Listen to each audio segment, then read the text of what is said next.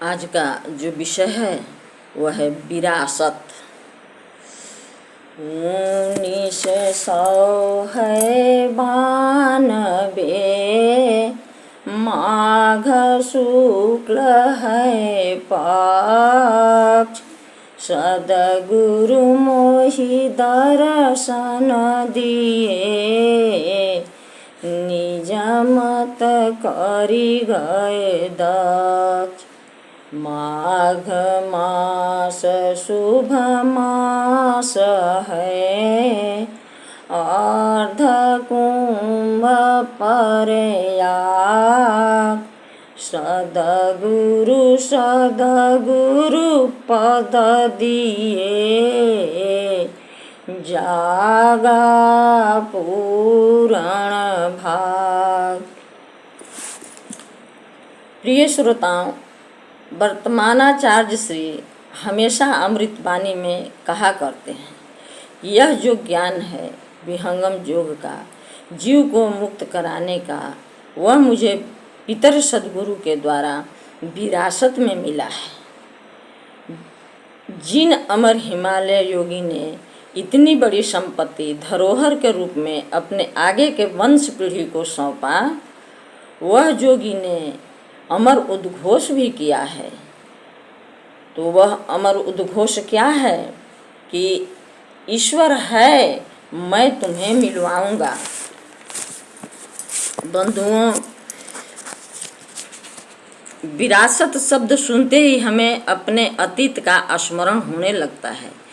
विरासत से किसी भी व्यक्ति की पहचान जुड़ी रहती है। विरासत का स्वाभिमान व्यक्ति को अपने पूर्वजों पर गौरव का भाव जगाता है। ये वही पूर्वज हैं जिन्होंने अपनी विरासत को स्थापित किया और उसे अगली पीढ़ी को हस्तांतरित करते गए। विरासत एक भाव है, जो भाव उससे जुड़े व्यक्ति को कुछ विशेष होने का अनुभव कराने का निमित्त बनता है।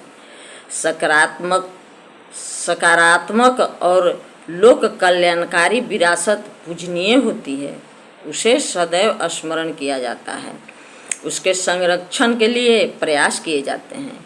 जबकि बुरे भाव से जुड़ी विरासत स्वीकार्य नहीं होती है, उसके प्रति द्वेष का भाव स्वतः प्रकट होने लगता है। दुर्दांत एवं विनाशकारी प्रवृत्ति के लोगों के कृत्यों के प्रति मानवता का भाव नकारात्मक रहता है। समाज उससे स्वयं को जोड़ना नहीं चाहता, उससे छुटकारा पाना चाहता है। विरासत एक पहचान की तरह सदैव हमारे साथ चलती है। पिता की विरासत स्वतः उसके संतान के साथ चलने लगती है।